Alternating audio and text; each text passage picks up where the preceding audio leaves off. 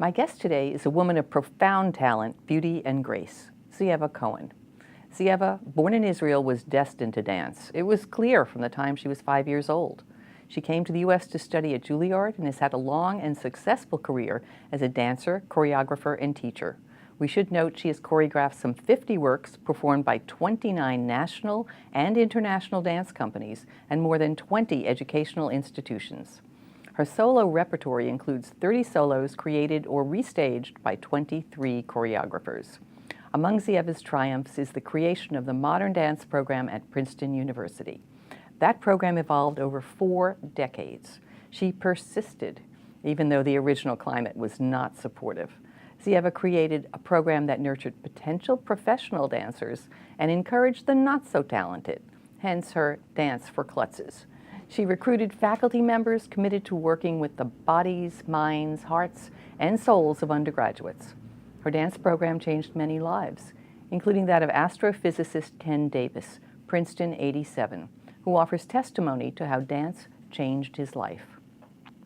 Ze'eva is now Professor Emerita at Princeton University, where she was coordinator and head of dance from 1969 to 2008. The program continues. I'm Alice Bloom. This is A Town and Village 2.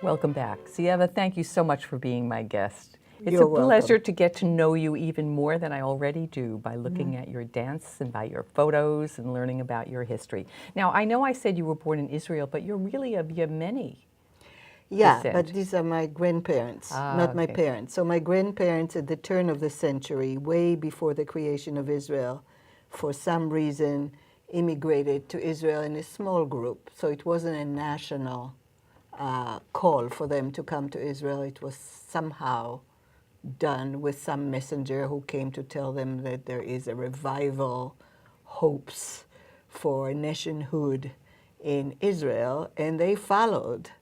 They also heard that there was a Rothschild buying territories and planting orange trees, etc. So there was an economic hope to make a living there, and they were in poverty in Yemen.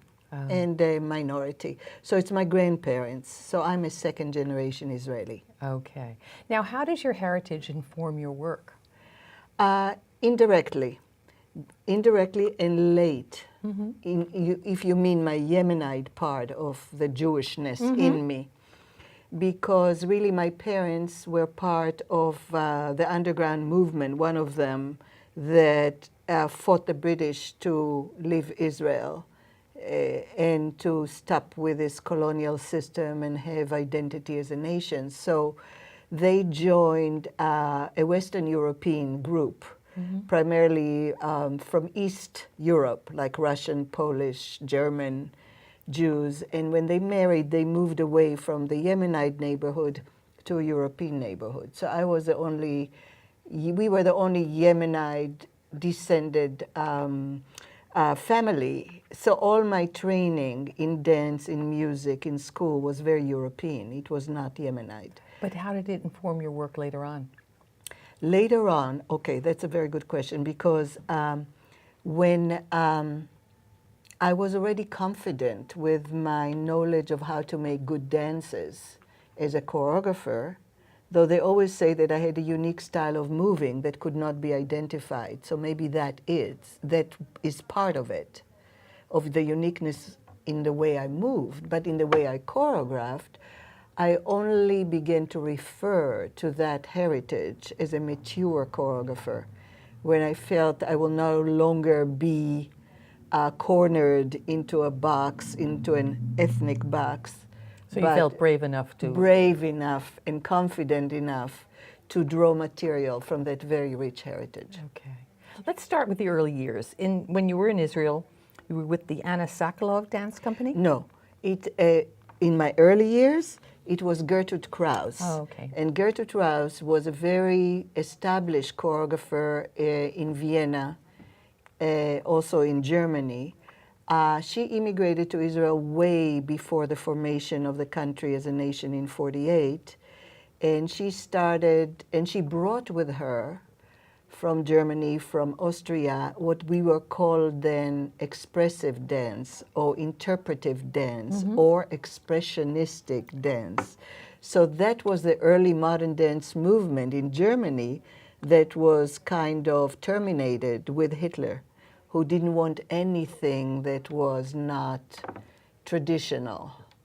Right? So all those art forms that were budding in Germany, really a lot of them, like the Bauhaus movement, developed in Israel, really? amongst other places, because people had to leave, either by force or by choice. Now, your family saw your potential.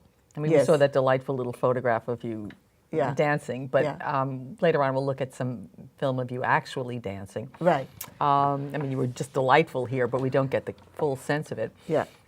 You were talented, and your mom saw that very early on. Did she nurture that talent? Well, yes, but up to a degree. I think she wanted to enrich the very crowded public school system we had in the early days in 48, right? No, I started school at 46, right? So two years before nationhood. We were like 40, 50 kids in a crowded one-teacher classroom, and she wanted to enrich my life. So I studied piano and I went to dance. So she really gave it to me as enrichment. But when I decided at age 16 that my focus was going to be dance, I don't think they liked it very much at all. And when I decided to leave Israel and come study at Juilliard in New York City, in the early 60s, this was very scary for them. The city seemed scary for them. They were not here, but they heard that it's dangerous. I had no family, no friends here. And I had nobody. And I only had $500 and one-way ticket. Did you speak English? Yes, because we studied 8 years of English as first foreign language in school. We watched films, American films, and the guest choreographers from United States who came, we were conversant in English.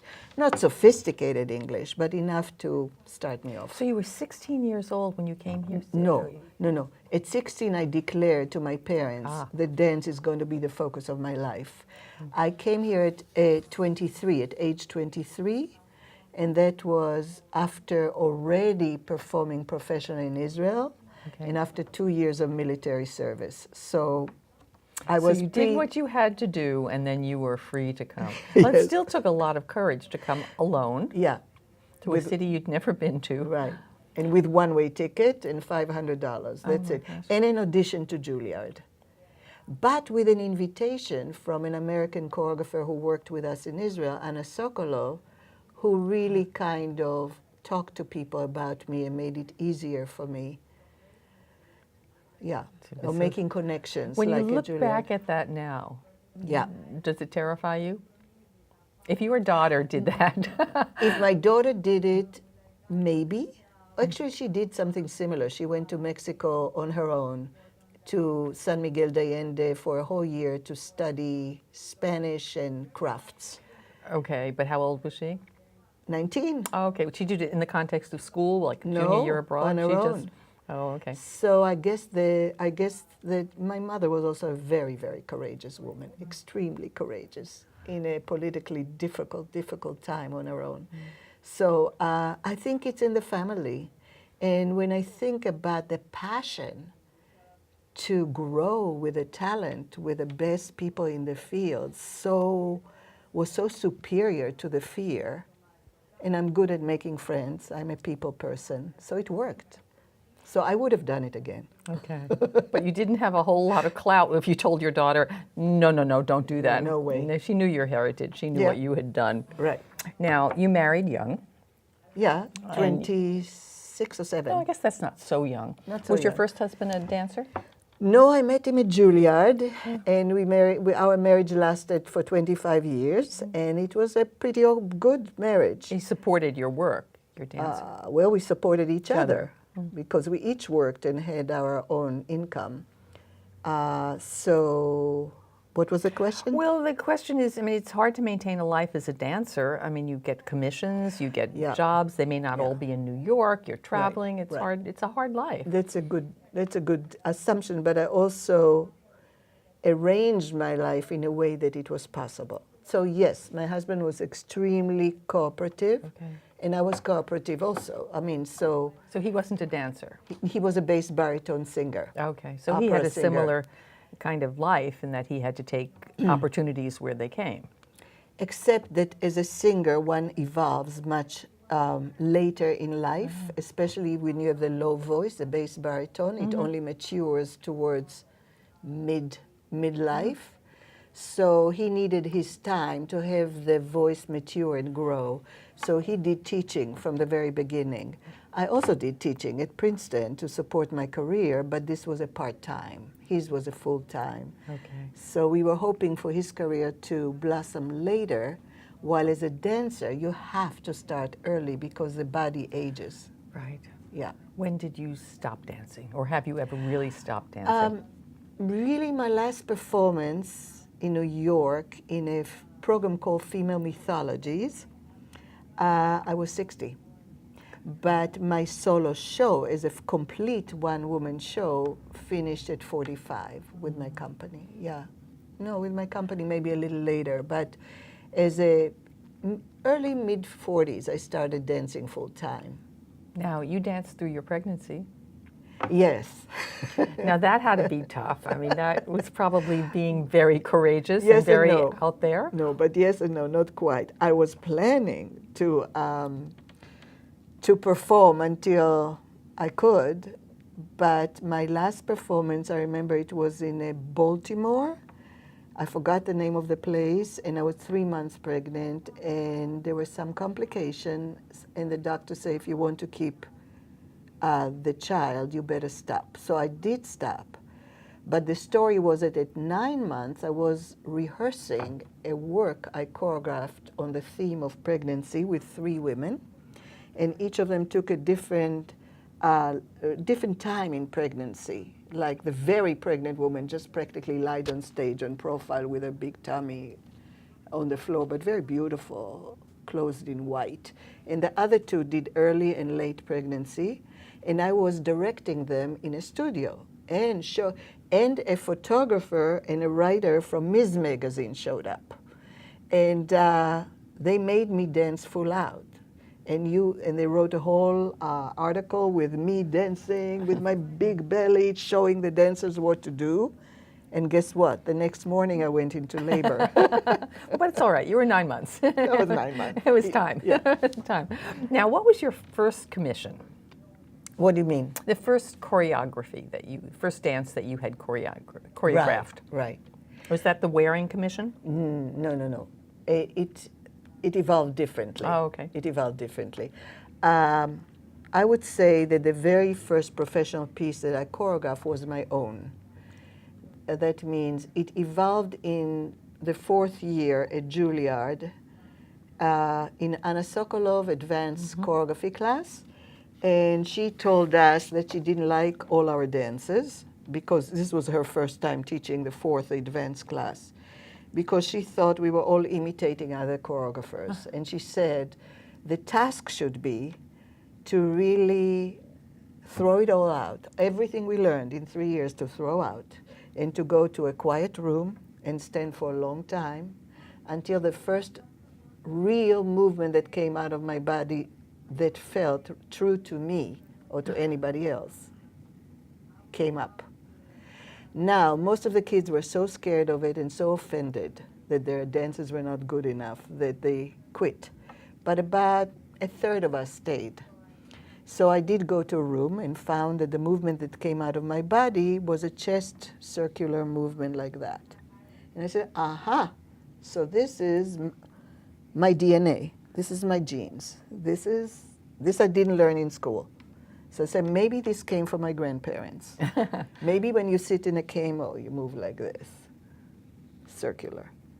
So I took this movement and I evolved a dance built on this movement. From this movement, it could take me other places. I already knew how to construct a well-made dance, but the movement material was derivative until that point. From that point, I had a source material that was unique to who I was and my heritage. Interesting. So even though I didn't capitalize on it for many years until later, I was confident enough to go for themes that were Jewish or biblical, Old Testament themes. That movement served me for a long time. So you would say that the characteristics of your choreography, you worked in counterpoint, you added texture to your dance, there was movement, I mean, those kinds of undulating movements. Well, we are talking about different things. A choreographer has to find a movement material, and but let me tell you, the kind of training that I had in my time that was like modern dance in its last phases, just before it moved into what we call postmodern dance. Okay. So I was like the generation before, during, and during the postmodern dance. Now it's called contemporary dance. So, but I would say my education was in the modern dance system. So the philosophy was there that for each theme that you choose to work with, even if it's abstract, even if it's movement for movement's sake, you need to find the particular movements that will reflect true and be true to the theme of the dance. Which, when I think about it, in language, verbal language, we don't create a language for each. Maybe we have maybe different poets. Let's say would you know from reading a poet what poet was it? I What mean, poet? Some of us would. Yeah. If you've Yeah. studied a particular poem. Yeah. But there's a difference between choreographing your own work and then dancing somebody Sure. else's choreography. When you did the James Waring Right. dance, that was Right. what, the 32 variations, in C minor, right? which we're going to take a look at. That was for James Waring. Now, Yeah, I commissioned him to do this piece for me.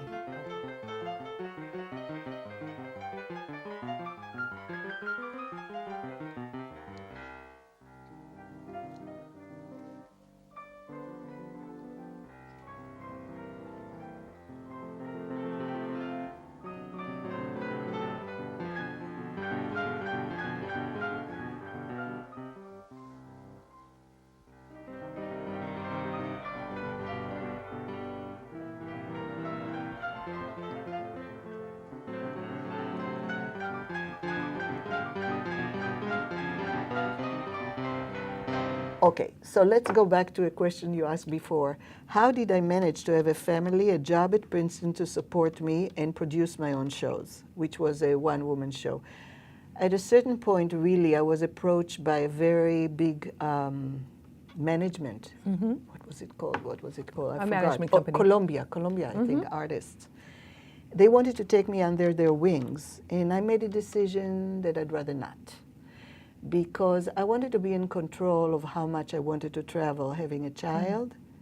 And also I wanted very much to determine my schedule and to work it in a balanced teaching, which I always had to do because I knew I would forever create new stuff that will not be necessarily commercially viable. So I had to make money to support that and home. well, did you think of life in terms of, well, for this period of time when your daughter was small, I Right, will do right. something more structured, and then when she's already a little more independent, then I can go back to being more creative and have a little more leeway with my time. Yes, but what happened is by the time she was 18 and I gave her birth in my mid-30s, I was already in my 50s, right? But listen, it was the right thing for me. I enjoyed it. I enjoyed the intellectual stimulation of Princeton. I love teaching because as I taught my students, taught them choreography, taught them technique, taught them how to look at the world through understanding culture through dance forms.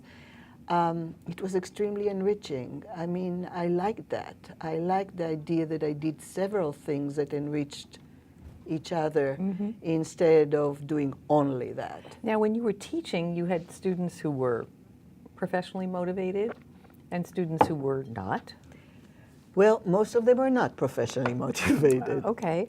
So what did you bring to their lives that made that program so valuable to Princeton? Right. Okay, I think what happened is that when I started, one is to remember there were not many women, and men didn't dance. They did sports, but they didn't dance.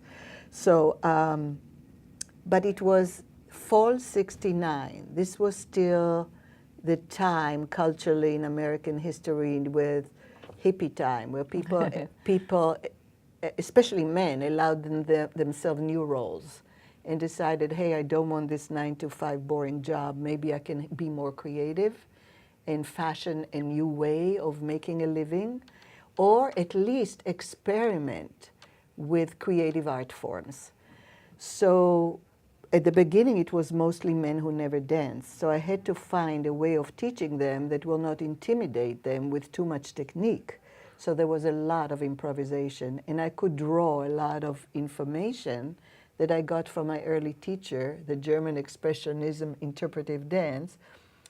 And slowly, slowly, as more and more women came to Princeton, because fall '69 was the very first year that undergraduate women were admitted to Princeton.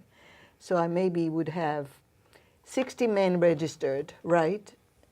Yeah, they could take it in lieu of their physical education. That was already in place. Okay. So it was phys ed for the non-athletic? Non-athletic, or those who decided I don't want football players.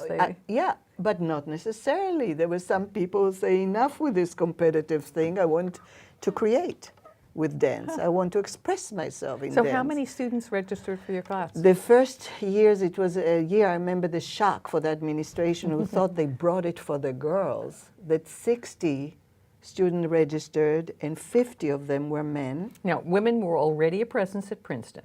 Fall '69. So this was an accommodation to women's needs. Exactly. Right. The program, so they said, okay, we'll have dance because women need dance. Women need it. And more than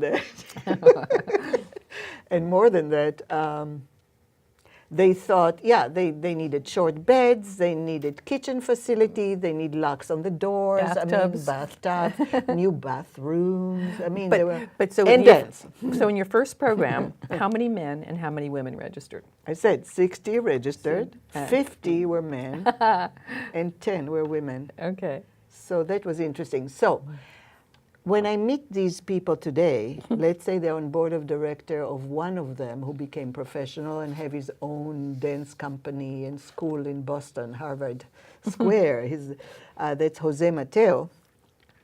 And I go for, I have the pleasure when I'm invited to their big celebrations and Nutcracker, etc., and there is dinner for the board of directors and supporters, and I'm invited to come, and I meet some of my former students who are now on the board of directors of Jose Mateo, who made it. He's one of other men who made it, and I can speak about them as well. And I asked him, so tell me, he says, the non-dancer, that I was the best teacher in his life. And I said, why? The best dance teacher or the best teacher? Teacher. Yeah. And I said, why? Well, basically, he says, because I helped him connect body and mind. And because of his confidence in his body, his mind was freer and his presence was freer and his sense of confidence of how he presented himself in public. Have other universities emulated the Princeton program? I'm not sure.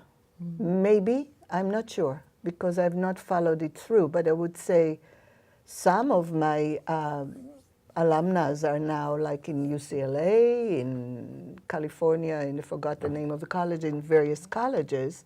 And I'm sure they're emulated in terms of dance is not just a recreational sport. Dance is the whole person, so that you do not just learn good facility of how the body moves, but you learn expression through that movement. You create your own dances. All my students needed to create their own dances. I figured if they can write an English composition, this is a creative act, they can do a dance composition. So, and also they learned analytical and critical thinking. How did teaching affect your own dancing? Well, I would say I became that much more verbal and that much more articulated and a finer thinker, and that helps analytical thinking altogether. So when I analyze a piece of work I'm going to perform, I'm clearer maybe of what it is. So then teaching wasn't just an accommodation to the economic needs. No. It really enhanced your Yeah. art. Yeah. So let's say it. Yeah. Who are the great dancers today? Or the great companies? Companies. Well, the big ones have kind of passed away. And this The are Martha the Martha Graham. Graham, the Merce Cunningham, George Balanchine, right? So who we have today is, what can I say? It's still evolving. You can talk about Mark Morris, who still relate to music.